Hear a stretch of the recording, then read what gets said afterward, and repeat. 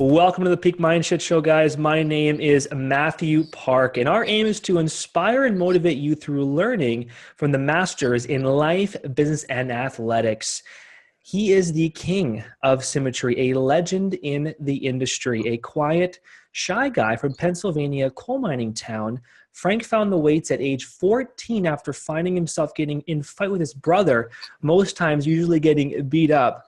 His parents didn't support his bodybuilding early on, as his father always said, build yourself up by cutting the grass. But he was determined to succeed in lifting weights at his local high school.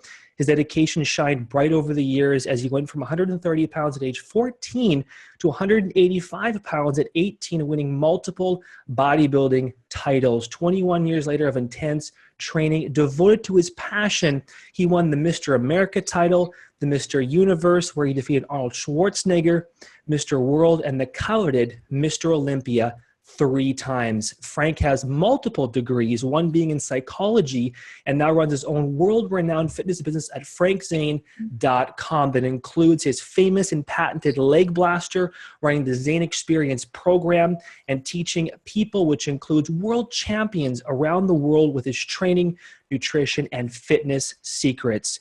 With great pleasure, I want to welcome to the show the king of symmetry and a legend, Frank Zane. Hello, Matthew. It's great to have you on the show, Frank. Thank you. It's my pleasure.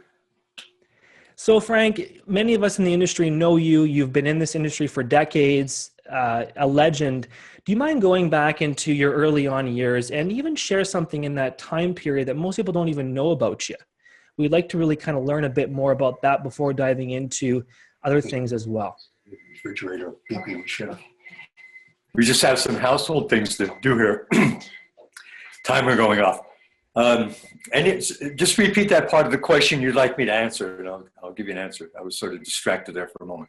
No problem, Frank. So if you can go back into your early years, obviously back when you were 14, 13, those kind of years, even in your teenage years, and provide a bit of a story where you started with this bodybuilding journey, but also something that maybe you didn't share before, haven't shared before in the interview with before in your past, so you could kind of be authentic and share today.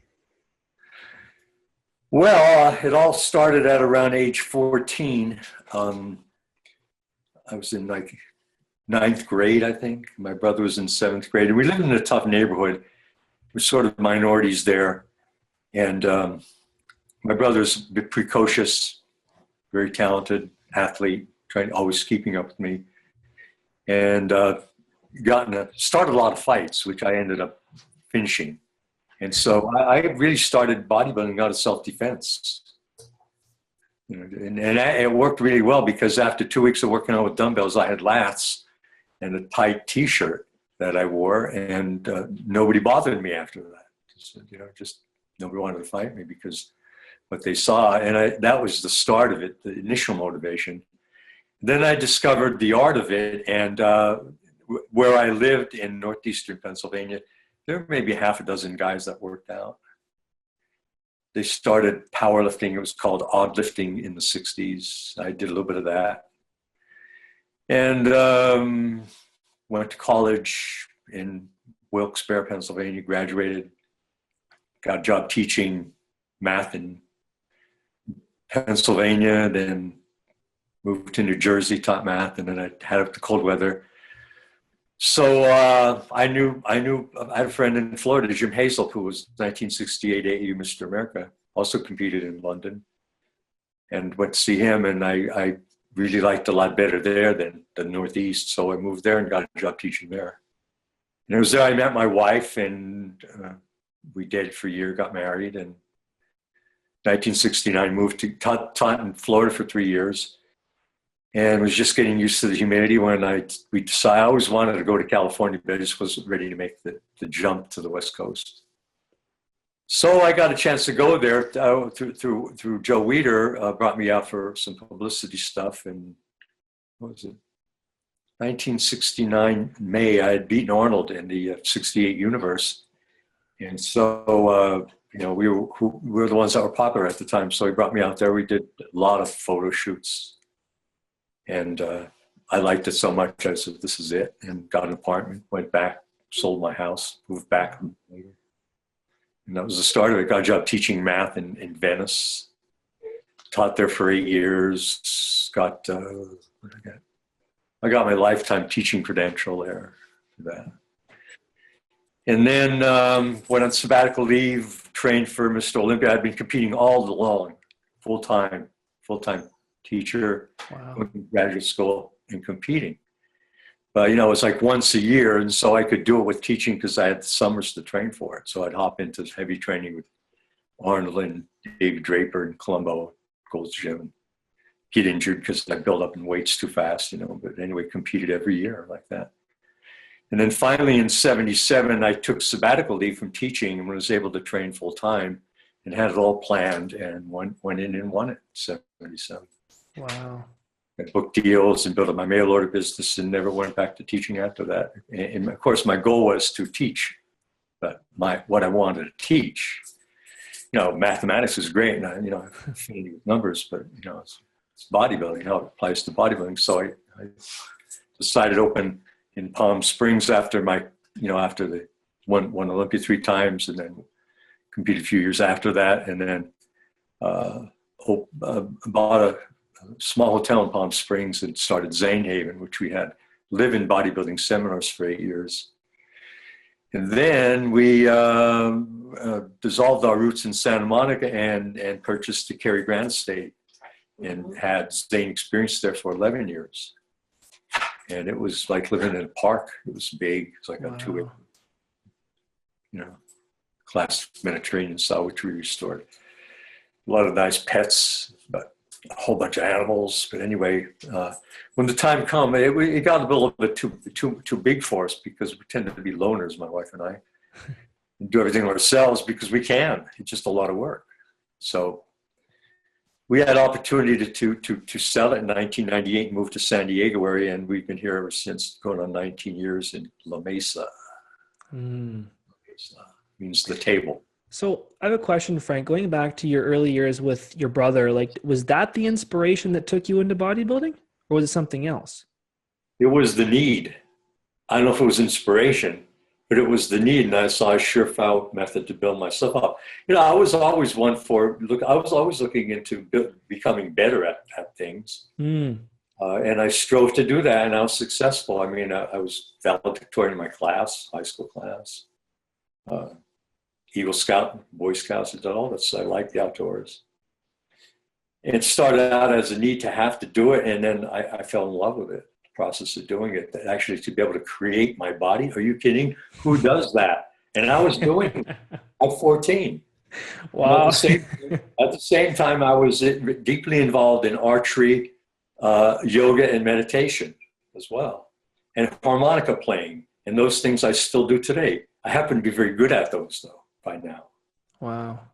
Because I've been doing it for, 60 years. So you're saying you do meditation as well? Yeah. How much per day? Like an hour a day, half an hour a day? All day. All day? Oh, I'm dying to ask you. I got to ask you, okay, you got to explain this because I love meditation. So please explain to me, Frank. Please don't die, though. I promise. See, that's one of the things I practice too, is the way I speak, is how I talk. I don't use negative body metaphors like you just did. I'm dying.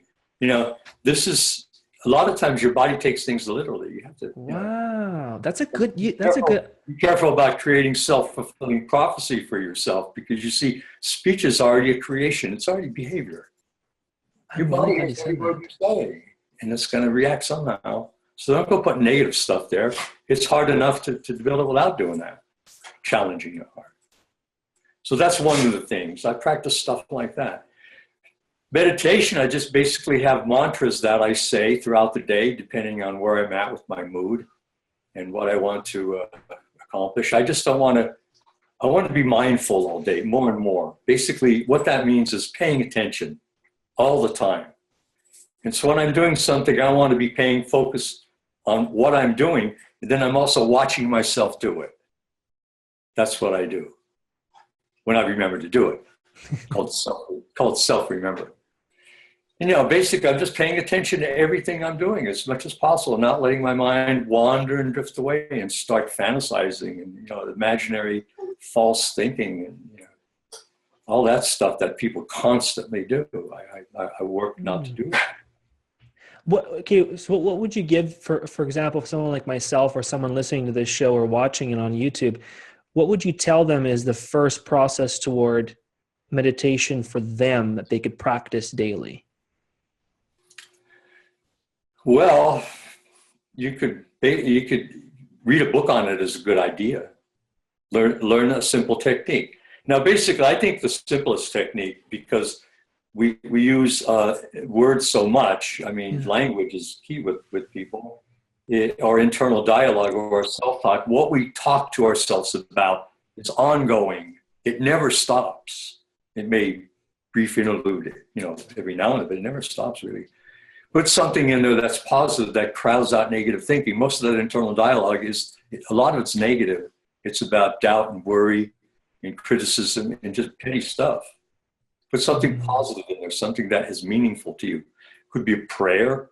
There are thousands of mantras, and they're powerful because they've been said billions of times by millions of people. Think of the power of those words. Use those. I've been saying my mantra, my main mantra, I call it my default mantra, okay, which means it keys in automatically. Automatically, whenever anything comes up, it keys in. I wake up in the morning, I'm saying it. What is it? Secret. Do we have an exchange, a PayPal transaction for that? Anyway, I can tell you what it is, but those interested could look, it's called the Nembutsu in Japanese, okay? Right. And so I say that basically, and I made a vow in 1976 when I was starting to compete in Olympia seriously to say it 1 million times a year. And so by this time, I haven't done it 1 million every year, but I say it a lot in accounting, really. 20 million times, 30 million times, and then other mantras too. I have a whole series. I have about 7 or 8 or 9 or 10 mantras that I use. And I compose music to them too. And see, that's along with my goals now. The thing is with me, I've already done it in bodybuilding. I mean, where am I going to go with that? Come on. What else am I going to do? I could compete on Mr. Over 70. Whoa, a lot of prestige there. Well, they give you $100 if you win. Come on, not for me. Not for me. I want to do other stuff. Because since I rose to the top in bodybuilding, I realized I can do that pretty much anything I choose to put my time into. Because it's all about high repetitions. Oh yeah, ooh, good, thank you. Mind muscle machine, that's something I want to basically mention. You mentioned about meditation. You see, it's a great thing, but the thing is, learning to do it is challenging enough. Continuing to do it is the most difficult thing, because unless we have a group that we study with, a study group and a leader, and feedback, we need feedback on progress. See, we don't get that. We just have to generate our own stimulus for meditating. We're saying a mantra, that's the stimulus, or we're focusing on our breathing, or we're visualizing our third eye, between our eyes. That's your own stimulus you're generating. So you got to remember to do that. And, one of the things I do when I'm meditating is I have beads, like these, right here. Oh, wow. No, I meditate, I advance the bead each time I meditate. And I have some here, like for short term, there's like a small one you can see. Every time you say it, you hook up something physical with your mantra. So where do you get those beads at? Anywhere. I'm making a note of that actually, Frank. Beads. Yeah, you can get all kinds of beads. But anyway, that's really the best thing you could do is that. I really feel the best from saying my mantra, but because it's so applicable everywhere. You take it with you, don't need any equipment. Maybe the beads will be helpful. But if you have a mind muscle machine, what you can do with that is it generates the own stimulant. And basically, the way this works is it is a pair of sunglasses hooked to a unit that's battery powered, and you select different programs, and they're LED lights, and the ones we like are both red and green, and they shift into different color combinations. And it's incredible for learning to visualize. Is that what you sell? Huh? Do you have that, Frank? Yeah, we market them. That's what I thought, mind muscle. So are you saying it's like an enhanced Um, like you're using color, it sounds like, and sound, and we're using color, vibrating color. See, we're using frequency, which is pulsation. The lights pulsate at different frequencies, and with our eyes closed, we see colorful kaleidoscopic patterns that have different behavioral characteristics. The faster ones in the beta wave range, which is like 14 to 30, are energizing. They give you a lift. The other one, then there's some when they flash together, they're more focused. When they go left, right, it's more spacing out, more disassociated. The ones around 14 are high focused for attention deficit, for example. Around 10 is a very common frequency for alpha wave, for, a lot of frequencies around 10 in our body. 7.83 is Schumann resonance. These are all frequencies that have specific effects. Wow. And generally, when they're slower, when the frequencies are slower, we get more relaxed and drowsy. So you can use it to enhance alertness, drowsiness, or visualization. And basically the whole goal is to remain calm all day, instill tranquility. And I do this at least once a day. It's one of my ways I meditate. I spend at least an hour every day meditating of various forms. Like at least split in two or in one session? Usually it's more than that, but it's usually an hour in the morning of some form or combination of forms. It's like a mind gym with me. I'm doing more of that than I am physical training. See, you know what, Frank? We actually just found the title for this episode, Mind and Body. I love what you're saying. Like, it's just getting me super, like, I'm really understanding when you say, because you have a physiology background, like you have a degree in physiology, right? Or psychology. I have a degree in experimental psychology. Wow. It's all in the mind. It's all in the mind. So this mind-body process that you do, you've practiced this for how many years? Like this mind-body that you hook up to yourself and practice this process? 75 years. 75? Yep. Going on 75. I'll be 75. What do you like it? I was curious I remember being curious when I was very, very young. And I remember learning to read. I never really learned to read. It was like I remembered to read. Wow. I was just all of a sudden couldn't read. And now also I'm reading everything. It was just amazing. So where did this come from?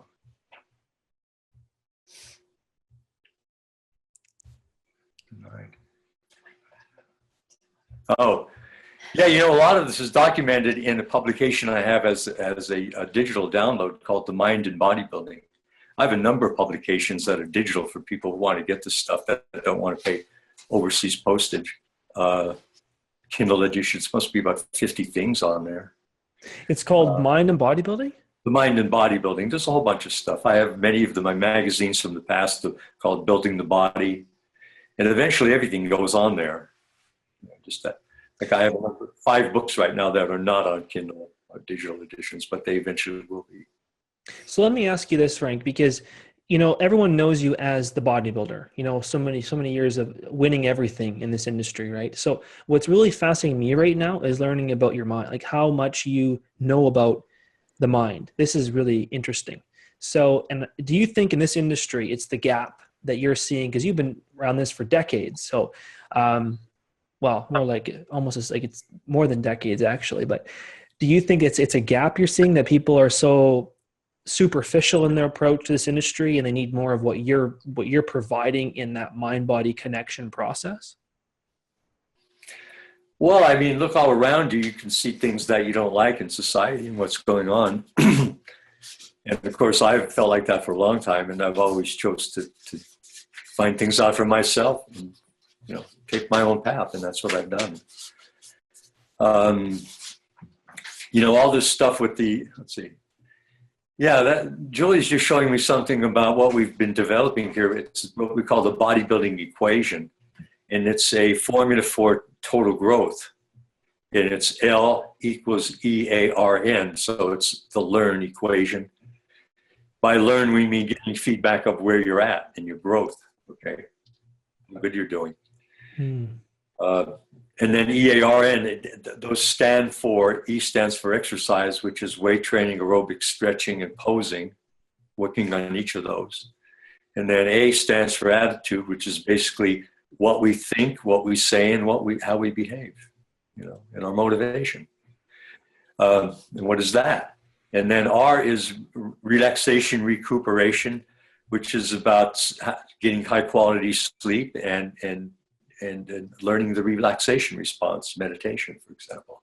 Can you explain that? Well, basically, learning to meditate is all about shutting your mind off. It's the opposite of thinking. It's not doing anything. It's just shutting it off. Like with me, I've done it so much, I've developed a switch like right here below my ears, go whack, and it's off. It's not just, it's like, boom. And there it goes. It's about clearing your mind, So basically what you do is I use a mantra to crowd out negative thinking. Then after a while, it just sort of fades out. You go to another, you shift to another level. And these different things I do enable that. Any kind of repetitions does that. That's the thing, learning is all about repetition.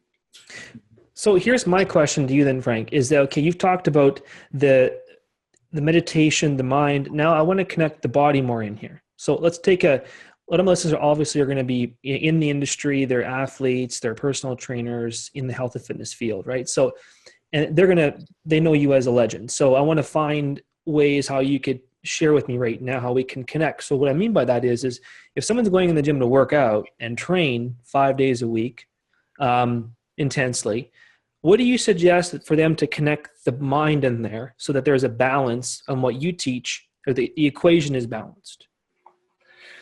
Well, the equation is balanced, and there's one other aspect of that is the N, that's nutrition, and that's very important. Now, the thing about it is unless you watch what you eat, you're never going to get in top shape. Never, unless you're genetically gifted and very young. As you get older, this gets harder and harder to do as your metabolism slows down. And so really we have a process with this formula, LEARN. It works best when you take the N and put it first, so it gets nearer that way. When you focus on a good diet, eating correctly, and we have a formula for that too, everything else falls in place. And so the way you work with this formula is you can score yourself on EARN, like how efficient was your exercise today? Let's say it was 90%, that's 0.9, okay? Mm-hmm. And then your attitude, did you have a good attitude? No, you lost your temper a couple of days, 0.7, okay? And then you got you didn't get much sleep last night, that's a 0.5, okay? And then your nutrition, you had junk food, and that's the 0.6. And so you multiply this together, we have 5 times 6 is 30 times, what was well, let's say that was a 7, that's 20, and then times 9 is 18% you've done with that. That's how you could be 18% of what you could do by not doing all of it to the best of your ability. It's a total package. It's not one thing. It's everything. And everything is possible. I like that better than saying anything is possible. Everything's possible. So. Interesting. So when you say measure the mind in that, and you say you lost your temper, how do you measure that from a KPI standpoint? It sounds like you're doing KPI measurements. So how do you measure that? You remember it. Remember it? Yeah, you scan through your day and say, what about this? What about that? If you lost your temper, you would know, because that's going to be still with you. You're still going to be pissed off. To use a negative. There's still some residual there. Anytime we lose go to negative, you look at 8 hours of stress that you're not aware of, just underlying stuff. So when you go to the gym now and work out, right now, how often do you work out, Frank? 5 days a week, 6 days a week, 3? Twice a week. Twice a week. Okay, twice a week. So when you go to the gym compared to when you were in your days of years, decades ago when you're competing, what's the psychology difference here? I really am curious. Obviously the training is a whole different ballgame than it was decades ago, but what's the psychology set for you now? And what, because I love the mind. This is my fascination, is the mind, as you probably can tell. So I want to know the psychology of what you look at from this viewpoint today and how it was, decades ago. Well, decades ago when I was competing, it was a totally different story. I was motivated by having to step on stage with skimpy trunks on and flex my muscles and show my body to the world. Come on. What do you think about that idea? Isn't that about as out there as you could be? That was my motivation. Don't screw it up. You know, it was tough, but I was very disciplined when it came to that because I knew what I wanted to do. And so now it's like not quite, nowhere near the same. Nowhere near the same. I think about my workout. It's upper body one day, legs the other day. Usually it's on Saturday, but today, since Julie and Lou are here, do some upper body. And you know what I'm thinking? Oh, I think I can do this. I only have to do 2 sets. 2 sets, that's it. Maybe 1 set of some of the stuff. That's all I want to do. Maybe 15 sets of my workout. That's enough because I'm going to get sore from that. So I don't really train as much. My goal is to train more, but I've been having some other things going on in my life that makes this appropriate for right now. But, you know, I have so much muscle memory that I don't really have to do very much to stay like I am. And so I'm doing that right now, twice a week. I call it the weekend warrior workout. Upper body on Saturday, legs on Sunday. I might shoot archery a couple of times during the week. When I'm back into that mode, when it stops raining here. So what do you teach, Frank, the guys who come to you and want your guidance and mentorship? How do you teach them from all your decades of knowledge about that, all those aspects you're talking about? Because I can see some of these guys probably come to you that have an unfortunate, you know, balance in their ego and those kind of energies. So well, how would you mentor them? When you're in the helping industry, do you expect to get people who are already enlightened and know a lot of stuff? No. You know, and basically what I teach them is what they need to know most. And first, most obvious thing is developing good form in the exercise. That's what they're here for. They're not here for the mind. And then the other stuff falls into place as you teach that. You know, it's sort of like teaching a teenager mathematics. He's really crazy about fixing cars, the ninjas. And so you do that with him, and then you show him how mathematics are involved in that, and now he has a reason to learn it. Same here. You have a reason to learn it when you see how it's affecting you. You know, what gets you to the gym every day? Well, it's your motivation. Why are you doing it? What's your reason? Is it a strong reason? Is it, if it could be a weak reason. Now, see, competition is the strongest reason. It absolutely is. And I did it for 23 years. Only 2 years didn't I compete. What was it? 81, and that was another one. 73. Wow. So all that, right from 1960, geez, early 60s. One teen, I got third place in Teenage Mr. America in 1960. I was 18. Wow. Whoa, I'm headed for the top now. I did. I thought I was. Bob Hoffman told me I was. That's all I needed to hear. Somebody, that authority, saying that thinks I could do it. See. Yeah, Julie just made a good point about a lot of people that come. You know, we said the other thing is teaching them the correct form and exercise. The other thing is nutrition, is getting the physical stuff down, eating correctly. If you don't do that, you're not going to make it. You know, let people know what's in what they're eating and how to keep a food journal, for example, how to find out how much protein, carbs, and fat they're getting a day and where it's coming from, quality of the food, simple food preparation, supplements, you know, amino acids in free form. You know, that's one of the things that have made me successful. I've been taking amino acids in free form since the late 60s. And I've been doing it ever since. And the stuff they're doing now, I've been doing it for years. Like glutamine, for example, 1990s, people say, oh, that's pretty good stuff. We should take that. Well, my morning scene is L-glutamine for many years, since the early 70s I was taking it. Wow. So basically, I've been on top of that knowledge for a long time and applying it. So I shared that with people. And everything I do with people is based on what I've already done. I don't come from theory, I come from experience on everything. I have theories, I'm testing those out. They seem to work, so, you know, then I'll let people know that, you know, and actually everything that I teach people has to be modified. It will be modified by them. It's not going to be exactly the same. You don't want it to be anyway, because everybody's different. You have to tweak it in your direction. And that's part of all of this, is finding out how to do that. It's a lifelong process. I still don't know. I mean, I know pretty much for me, but, you know, I don't have a crystal ball for everybody I work with, but I have a good idea. I have a good idea where they can start, and then the rest of it is up to them. And everything I do is based on education. Like this last book I had, 91 Day Wonder Body. I think there's a copy out there on the shelf. I want to show that. This book is basically tells people exactly what to do every single day for 91 days. That's 3 months. Now, why 91 days?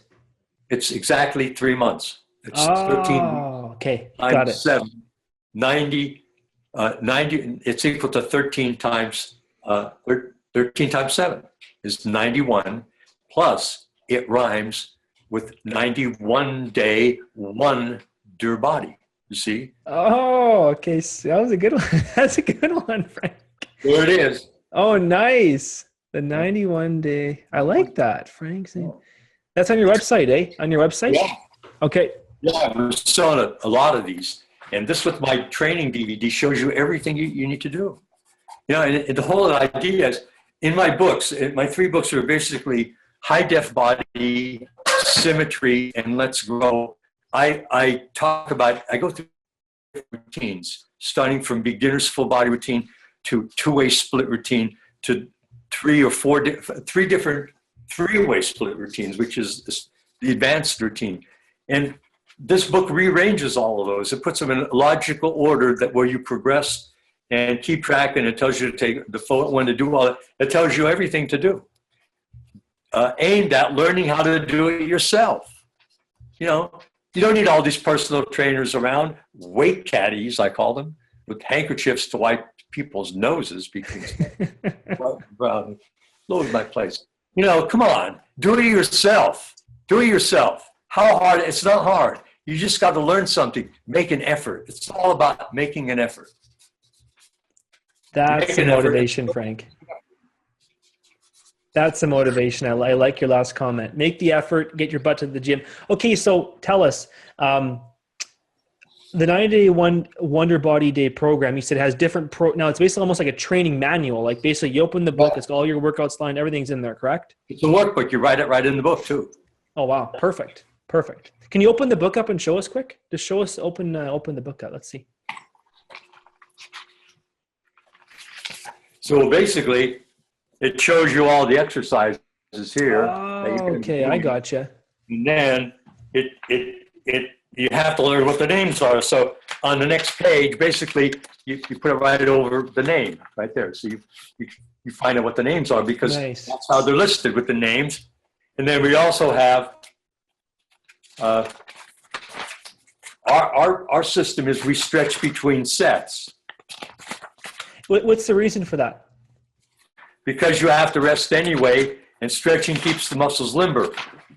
Now, see, here's day 1 and day 2. This is actually what to do on those days. I don't know if you can see it or not, but it's room to what. So you're saying dietary instruction on suggested meals to have. So you're saying, Frank, that you like to do stretching between sets, but I also read in your work that you like to do a lot of like short rest periods too. Well, you know, that's the thing is depending on where you're at in your progress, if you want to get more definition, you rest less between sets. But by doing so, you don't have as much strength, so you won't grow as much. By taking longer rests, you'll be stronger and you use heavy weight on each set. So it depends on what you want. It actually depends on where you're at with this. You know, if you're going to peak. Now, this takes you, and then also we have poses to do and take photos of, because posing is a form of exercise. It's isometric exercise. Plus, it's like dance. It's movement too. But learning the poses, posing is how you evaluate what you look like in these positions. Okay, it's like yoga. Why did the yoga position? Well, it's helpful. Why is that? Well, what about these? This is to ascertain what kind of shape you're in by the photo. You go to photographs instead of measuring yourself. Stop relying on numbers so much. You can use numbers to write stuff down in your book with sets and reps, but don't go measuring yourself and weighing yourself compulsively, having body fat composition tests done. They're all numbers. They're not the thing. They're not they're the finger pointing to the moon. They're not it. Concentrate on it. So how often are you saying, Frank, for photos? Every month, every 2 weeks? What do you suggest? Well, with the book, basically they're going about every 3 weeks, I think. Okay. You know, I mean, when you're on that self-improvement kick, you want to do that. But, you know, for me, training hard, that's my whole cycle, is like a seasonal approach. In the spring, and then for 3 months, and I start building my weight up. And then in the summer, I start peaking so that I'm peaked by mid-fall usually. And then in the winter, I go into specialization mode, maintenance. I only train my weak points then. Whatever I feel needs the most improvement, I'll train harder. And then I gradually get back into it. So really what it amounts to is about 6 months of hard training and 6 months of not as hard training, giving other things priority. Now you have a leg blaster as well, correct? Yes. Do you sell that still? Yes. Now, leg blaster, is that made in your area, or do you have it made shipped? in the USA. Okay. In Salt Lake City, actually. What do those sell for again, the leg blaster? Well, the base price is $650 plus whatever it costs to ship it, and we have shipped them to Canada. Yeah, because I'm just thinking about it for a gym we have up here in Montreal that I'd like to see about them, because they have every machine I've ever seen before. It's called a Pro Gym. It's 90,000 square feet. And I was thinking of that gym for your leg blaster, actually. As long as they know how to use it, that's what they need to do. Just putting one in a gym, people will not know how to use it. They need special instruction. Where can we find the instructions at? Fly you down to Montreal and show them, or what? Well, basically, my market with this device is to focus on home gyms and personal trainers to teach it right. You know, basically one of the problems in gyms with this and other equipment too is these animals go in there and they'll put like 5 45-pound plates on each side. And actually, we had that in for a while. We had a heavy-duty model. They would put so much weight on it that they would sink the rack into the floor. It was buckling up, and it was heavy-duty stuff. Forget it, big guys. This ain't for you. It's for people who want to train and avoid injury. People as they get older, guys want to keep squatting. Once your thighs go, your metabolism is shot. It's important to do full leg movements like squatting, but you can't with the barbell. It'll kill you. It'll hurt you. It has everybody that's ever done it. If you continue to do it, going heavier, it takes its toll. Believe me, it did with me. Fortunately, I survived it and started using this leg blaster about 25 or more years ago and used it ever since. So Frank, can a person like use the barbell squats and the leg blaster together? So there's a combo happening there. Yeah. No. So basically, with this, basically you can do all kinds of squats, all kinds of different positions. What we encourage is to do a strict squat with your upper body erect, perpendicular to the floor, so that you can get a deep squat, keep your knees in line with your toes, and not stress your lower back or your knees, which are the big problems with squatting. Oh, interesting. Okay, got it. I got it. Which you're holding on to. You know, you have hold on to the balance bar, so you know there's no danger of falling over. That's fantastic. It's a very good advice. Everybody uses it. You know, they love it, and they say, "I was thinking about this 10 years ago." So that's probably saving it. Now you have more injuries. Probably saving the guys with the knees and the lower back injuries, right? Yeah, it does. It does. But actually, it's good for everybody. Women too. Everybody. I'm going to reach out to him for you. After this interview, I'm going to reach out to him. And would I connect them with Julie? Yes. Yeah, sure. Cool. That sounds awesome. I'll do that. I'm going to reach out to him. I got my peak 5 questions here, Frank. I want to ask you. These questions are just questions that I just ask randomly. You give me an answer, but kind of comes to your heart. Okay. So the first answer is, or the first question I have for you is, you obviously are very, very educated, degrees, decades in the industry, but do you have someone in your life, maybe a past coach or mentor you've used as an influence in your life that helped you along your way or got you going in the beginning? Like, was there someone in your history? Yeah, and there still is. It's my wife. Okay, cool. We've been married 50 years this next December. 50 years. Wow. 50 years, yeah. Congratulations. Yeah, so I married her when she was still a child and didn't know any better. And I don't think she regrets it anymore, because we've had a great life, I think. But anyway, she's very smart, very talented, very talented. You see this? I don't see it, but where is that? It's right.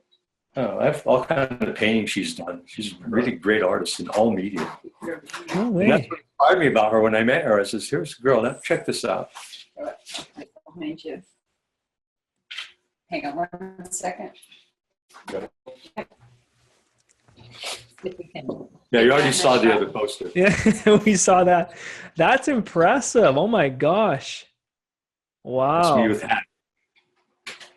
That's her painting? Yeah, that's one. Yep. Wow. She's been doing, watercolor and acrylics and oil painting and alcohol ink paintings for the past few years. Before that, she was doing jewelry and sculpture, just everything. Mobiles, stabiles, just really artistic and creative. That's an impress. So it's your wife. Now, where can Like that all the time is really inspiring for me. where can people find more information about Castine, right? Your wife? My website has some stuff there, but she's really quite shy. She doesn't care at all about publicity. Okay. Maybe she does, but she doesn't really go after it. Gotcha. She just does her work, which is the true artist. And plus, she did bodybuilding for a while. She was. There's a lot of stories. She was like the first one. I was trying to win Mr. America, IFBB in New York City. In 1966, I came in second. 1967, I wanted to win it, and I had been dating Castine for a couple months. She'd been working out with me.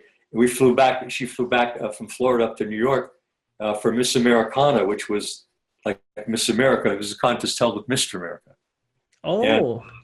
And, we'd already had the photos of the winner taken from the girl in California that was coming to the show with the banner and everything.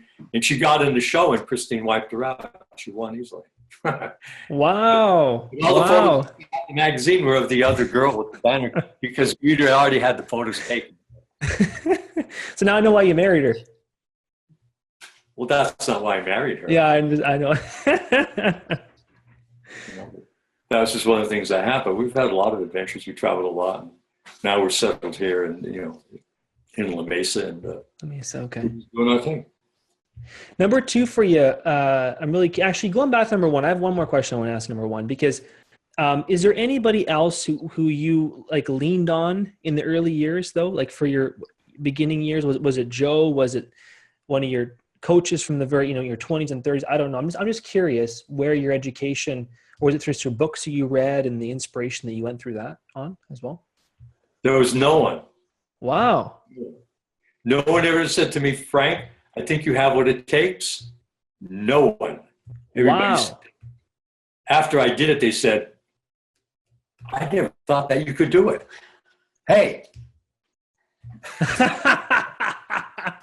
Now that is awesome, Frank. He doesn't realize that, but that was motivation for me. You shouldn't say that to me. You can't do it, because then I'll do it. It doesn't matter if it takes a long, long time. I'll still do it. I mean, if that's something that's important to me, and this was for some reason, it struck a deep chord. But what? There was one incident that inspired me, maybe more than anything else. It was right at the start. My very first contest was in Emmaus, Pennsylvania, which is near Allentown, which is like deep rest area, Pennsylvania.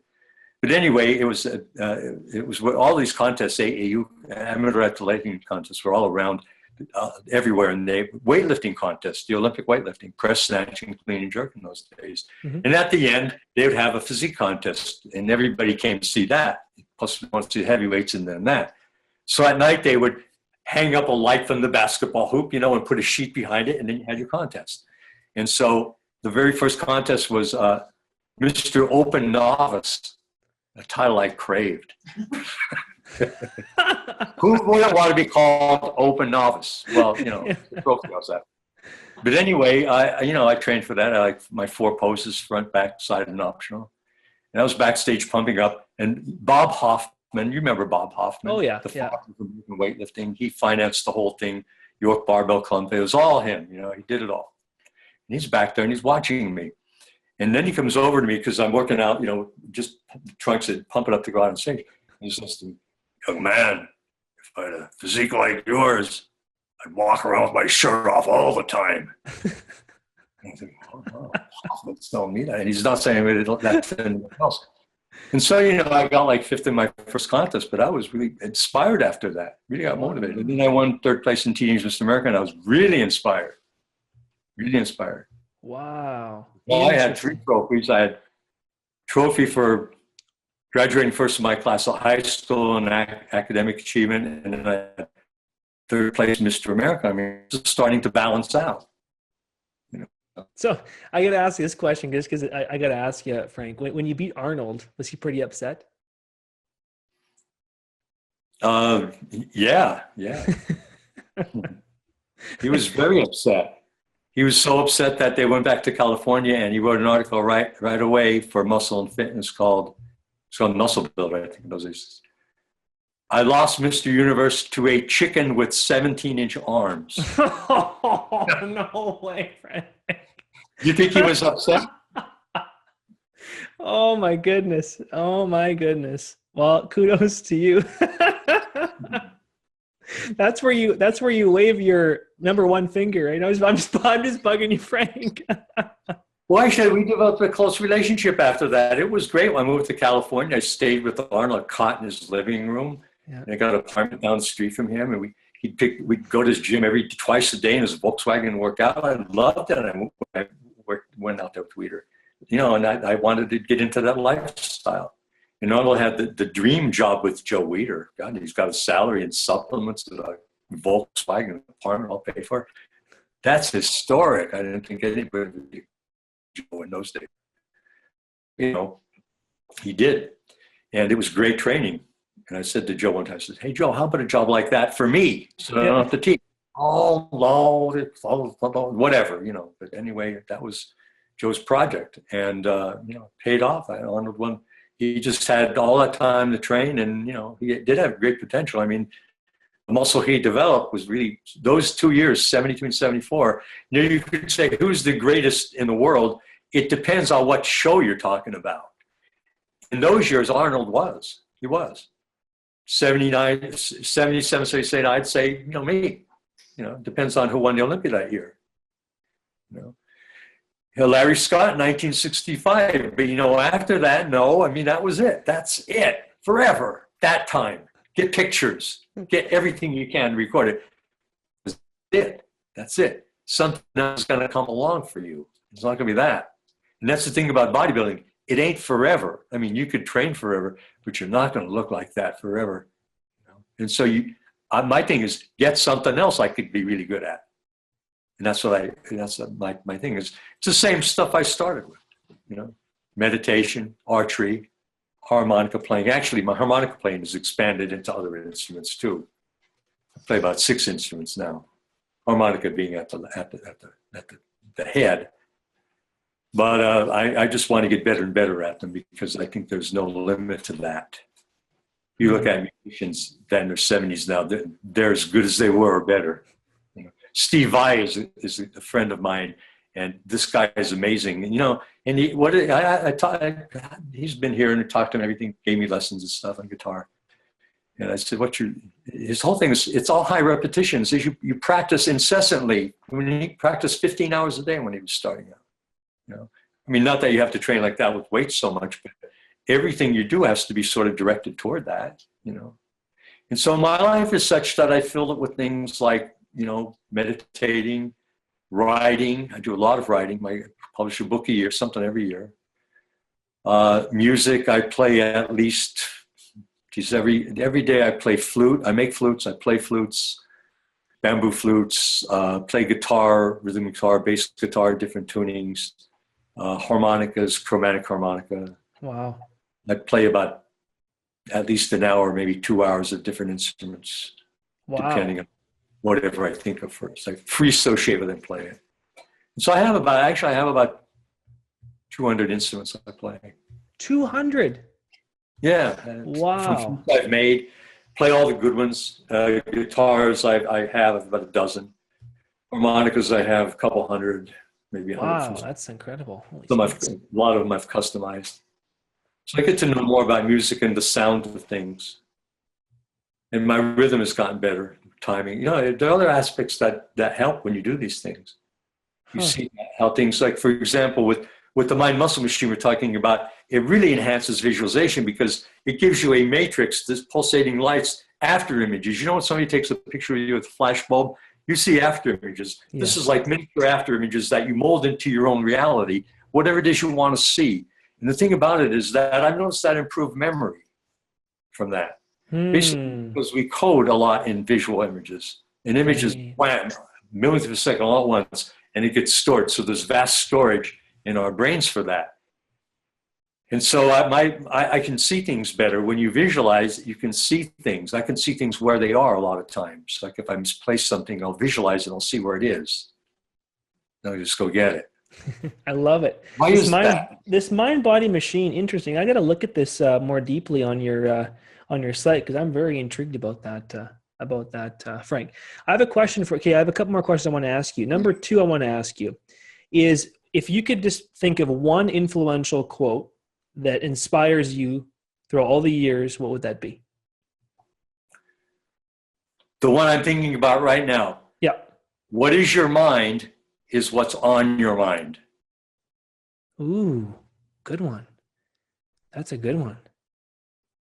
Mind by itself exists everywhere. This is what I find in there. I like that. That's going to be going on your graphic. Is that from you or some? It's also not in there. It's everywhere. The next line was not only in there, but everywhere. See, the whole thing is, everything is your mind. If you think about it that way, everything out there is being created by you because it's your mind. The way you perceive everything is all basically, you're wired that way to do that, you know?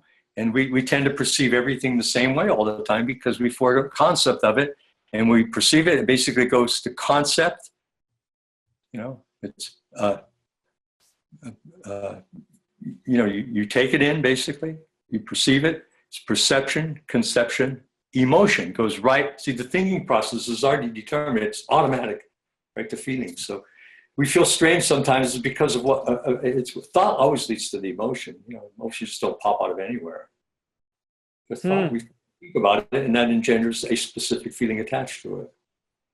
So. Number 3, what if you could think of one book, not your own, something different, one book in your past that was your favorite, that was an influence, the one that you read it maybe over and over again that impacted your life? If you could pick one. Do I have to pick one? Yeah, two max, if you have to. Yeah. You're going to stretch me into 3. The thing about it is I've had a vast library all my life. Not all my life, but, you know, especially going to school and all that, starting to get books and all that. And basically I've been introduced to a lot of stuff. And I do have a lot of favorites. And what I like about what's going on now is I have 2 Kindle readers. And there's stuff on there that, you know, you don't find anymore. You can, I mean, I'm reading stuff that's 2,500 years old.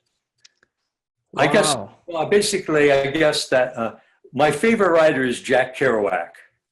Okay, Jack Kerouac. And my favorite book is Wake Up. Wake Up. By him? Yeah.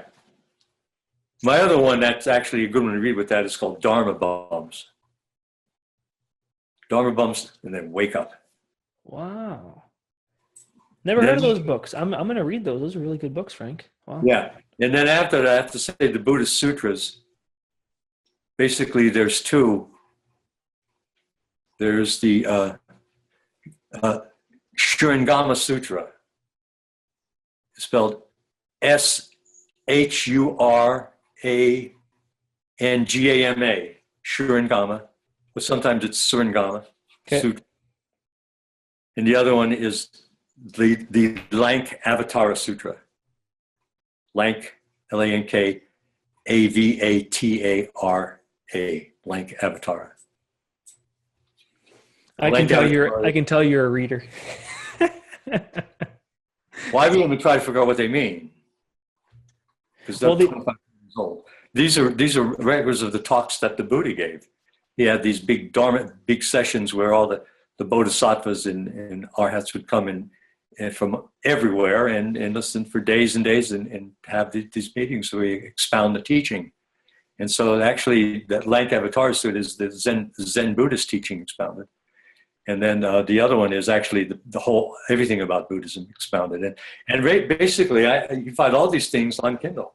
And so I find all these, the other thing that influenced me a lot is the teachings of Gurdjieff and Ouspensky. Particularly the book is called In Search of the Miraculous by P.D. Ouspensky. That's an important book. It ties it ties East and Western ideas together really nicely. So I get number 4 for you, Frank. I have 2 more of the Peak 5 questions. Number 4, are you 75? No, I'm in my 75th year. I'm still 74. I love it. I love how you just change that. Because before you're 1, you're 0, right? That's Exactly. your first year. You're not even 1, but you're in your first year. So now I'm not even 75, but I am in my 75th year. I love how you just said that. So if you could tell go back 55 years, I have good math skills, 55 years. If you could tell your 20-year-old self one thing, what would that be?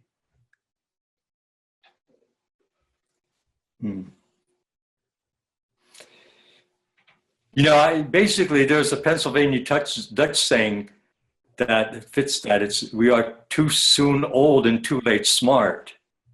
And that's certainly true. You know, at 20, you're immortal. You can live forever. You don't think about that stuff. Come on. Well, plus, you're not smart, but you think you are, and that's the crime. Is you think you're smart, but you're not. You don't know shit. You don't. You don't. But you're going to find out. But then it's going to be too late because too soon. You're still not smart. You realize that you spent your whole life doing the wrong thing, trying to find out, thinking that it was the right thing, but you see now that it's not. You see things from a different, it's not that it isn't the right thing, it may have felt right then, but it certainly doesn't now. Look at all these young people looking around, man, what idiots, they're getting tattoos all over, come on.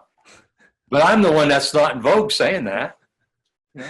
I don't even have tattoos, what's wrong with me? That's pretty good. Number 5, Frank, if there were no limits to what you could contribute to in the world today, what would you contribute to? I'd find out where my limits were. You find out what? I'd find out where my limits were. Oh. And then I'd go right up to that. You know, it's like working out. It's like Arnold said. He says, everything I learned in life, I learned in bodybuilding first. See, wow.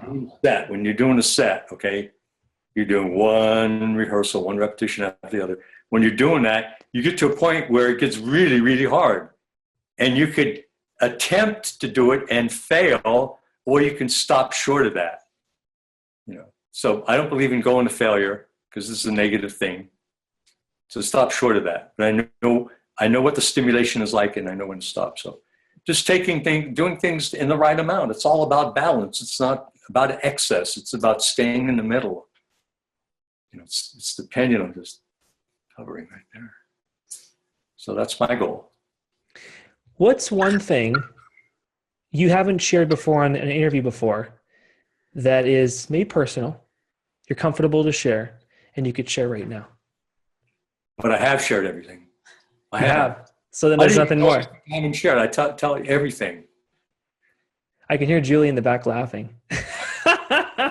She knows. She knows. I know one thing. What? That you have another book coming out called The Beyond 91. Oh, yeah. That's nothing. She's right. I haven't shared the fact that I have another book coming out called Beyond the 91-Day Wonder Body Program. So that's at frankzane.com or is it Amazon?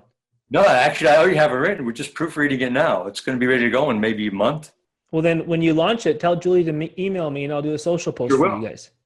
But see, basically, we have people now. Frank, just go to frankzane.com and it'll all be there. We have people now completing the 91-day program and want to get the next pro. Now, I tell what that is in the 91-day Wonder Body program, but now we're going to have it laid out just like the first book was.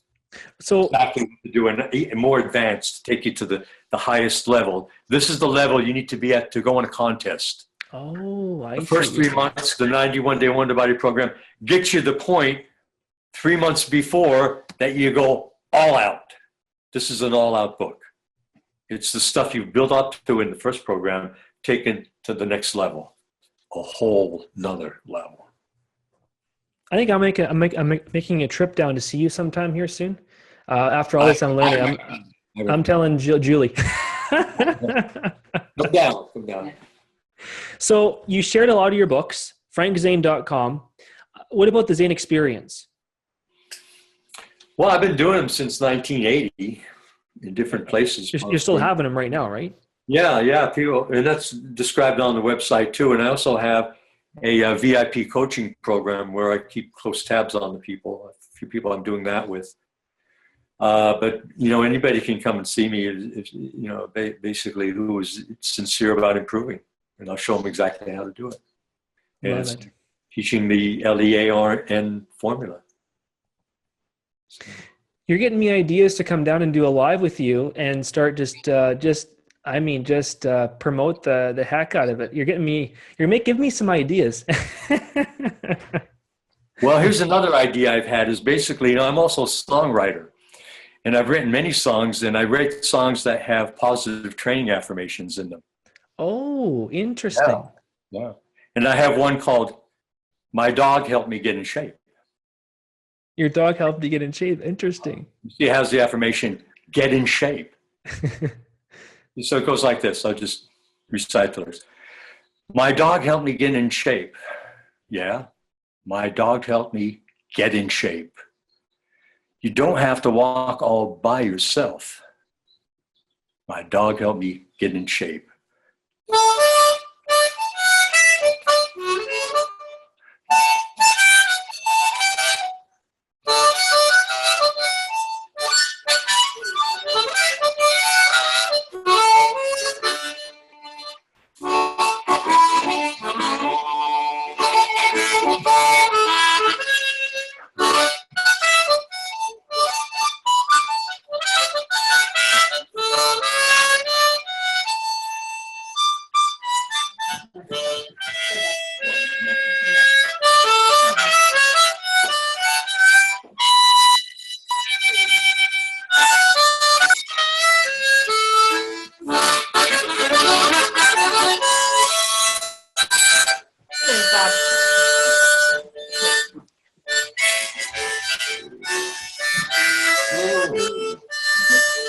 This is my dog Bob, and he helps me get in shape. We've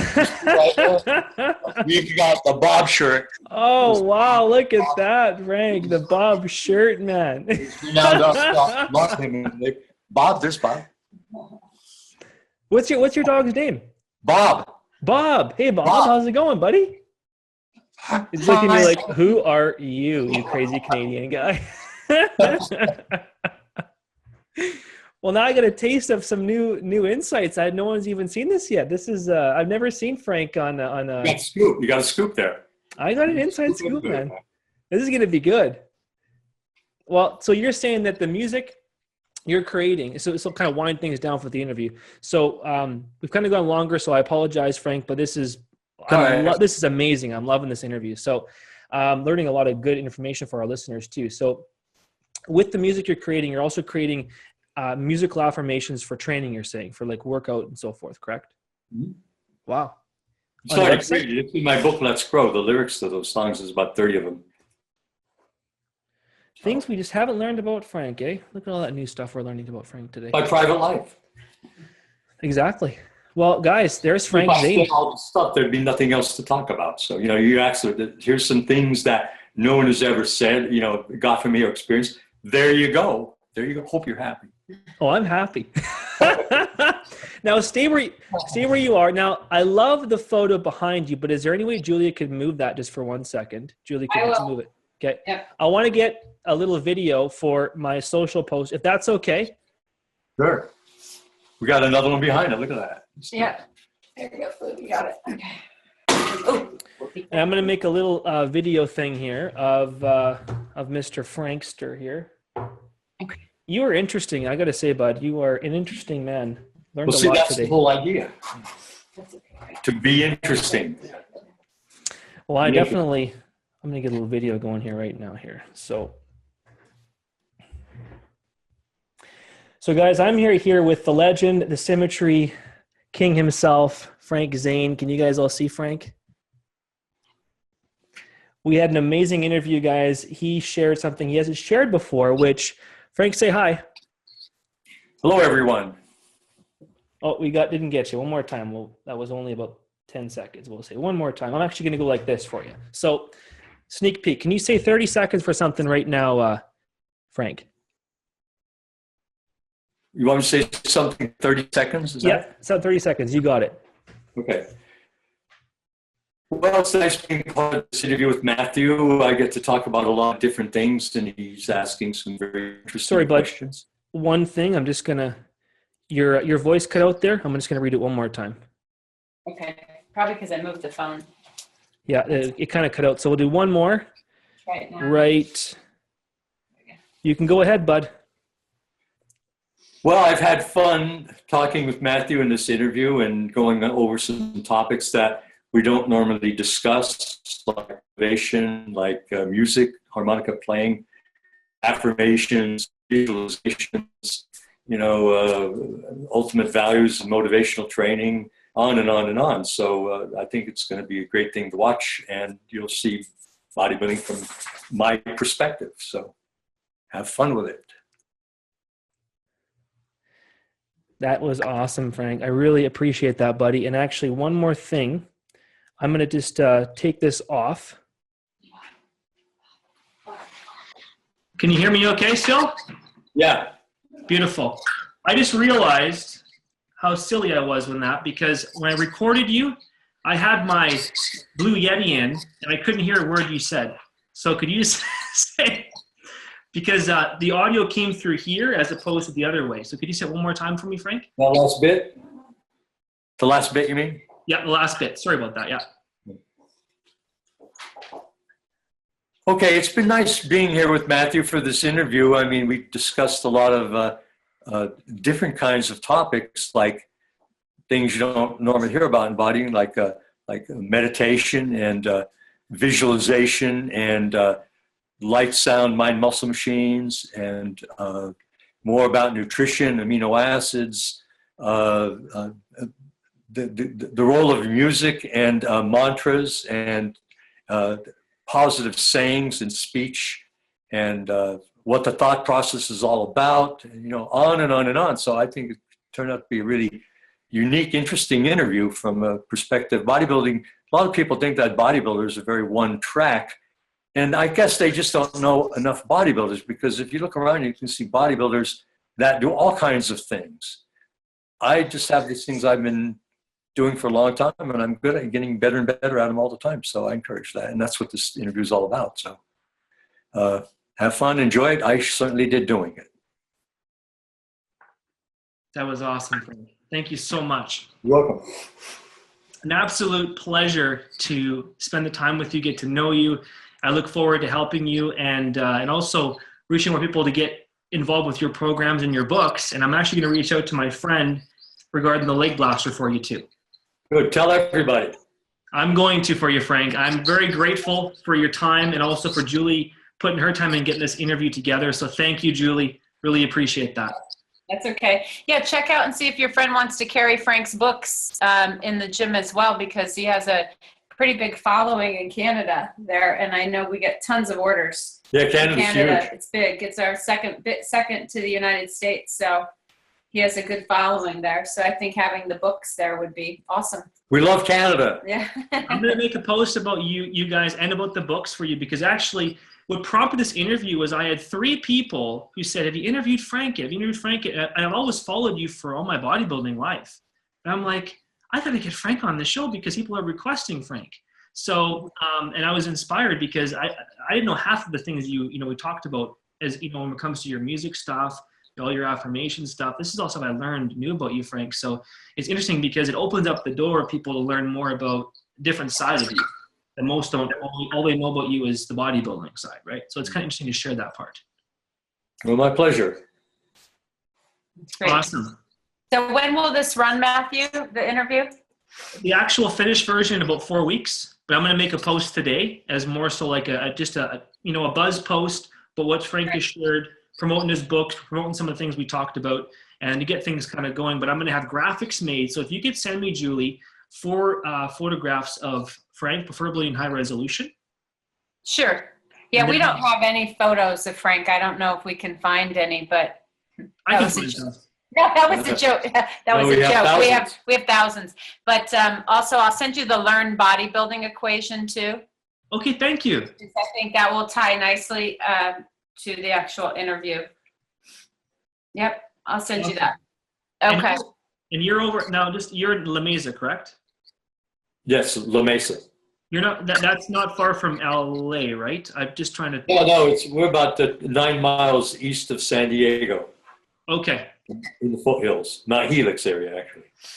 It's about, what do you say, 2 hours, 2 hours south of LA. Yeah, 2.5 hours. In good traffic. So 130 miles. when I come next, would you be open to a live interview? Quite possibly, yeah. Just Okay. set it up and so we know when. I'll be coming down, I know, in a few weeks to do some projects in LA. So I would love the opportunity to do a live. Like, I'll think about the process for, what we could do. I'll talk to you, Julie, about that. But I would love to be able to do something maybe in your gym, Frank, or something to help promote more of you. After we launch the first episode, it can almost be a sequel, afterwards for you. Yeah, that'd be great.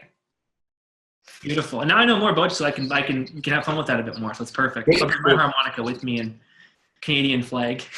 You can dig a little deeper. Mm-hmm. Exactly. Awesome.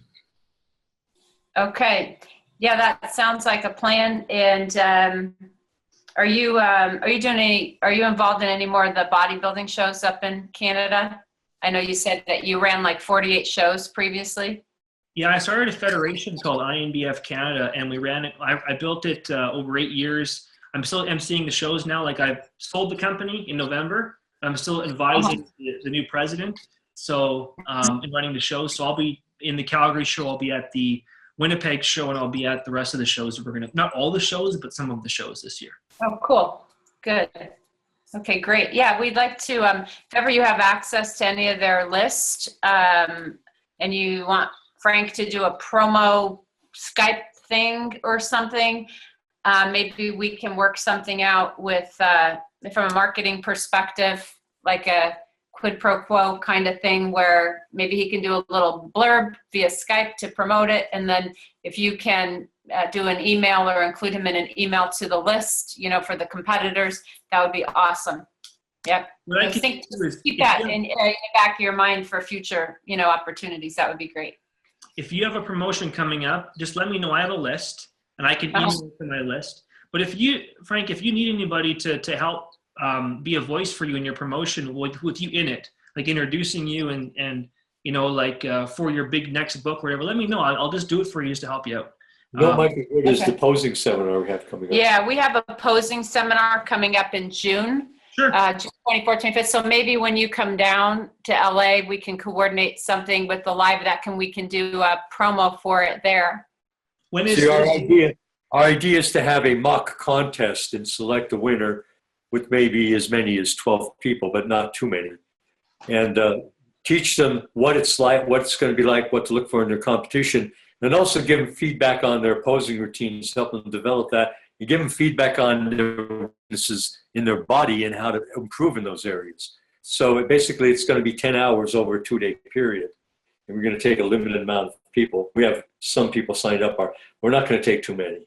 It's already on his website. If you go on to the seminar tab on the top navigation, there's a page about it there. You can check it out. What's the date though, Julie? Do you know? It's June 24th and June 25th. It's a weekend, a Saturday, Sunday. Yeah. But it's going to be here at his private training studio. So you can, but look on the seminar tab on the website. Okay. Yeah, that would be great. Well, we can be in touch, Julie, because I think there's some collaborations I can serve you guys and serve, Frank, and getting you some stuff, even with the Federation. When I'm at a show or doing a seminar and all that kind of stuff, I'm happy to promote and, and if I can be any value to you guys when you're making a launch, I can help be a voice if you need a voice. So yes, I'm not looking for a chart. I'm just looking to give you value and support, just to give you some value and in gratitude of what you guys did for me. So I appreciate that. Well, we appreciate that as well. Sounds awesome. We need a voice in Canada, so that would be great. Let me know. Yeah, we will. Awesome, guys. Okay. Well, thank you very much, okay? Thank you. Anytime. Okay. Take care. In touch. Okay. Bye-bye. Thanks. Take Bye. Bye. Bye-bye.